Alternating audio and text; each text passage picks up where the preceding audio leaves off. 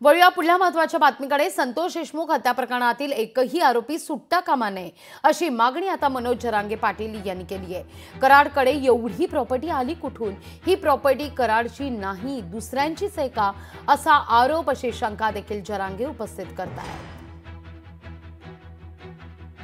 एवढी प्रॉपर्टी त्याची नाहीच ती 100% सांगतो मी, ही प्रॉपर्टी दुसऱ्याचीच। कारण हा माणूस कधीच पिक्चर मध्ये दिसला नाही, कधी चॅनलवर नाही, कधी मोठ्या इव्हेंट मध्ये नाही, राजकीय नाही, सामाजिक नाही, कुठल्याच नाही। आणि या काय की एवढी प्रॉपर्टी कुठून आली? ही कोणाची तरी पडद्या मागून याला काम करणारा दुसरा आहे, त्याने याच्या नावावर ठेवली।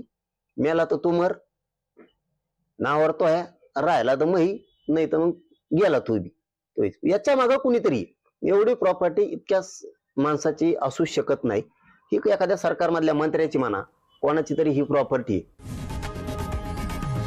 लोकशाही मराठी ऐका, पहा, जागरूक रहा।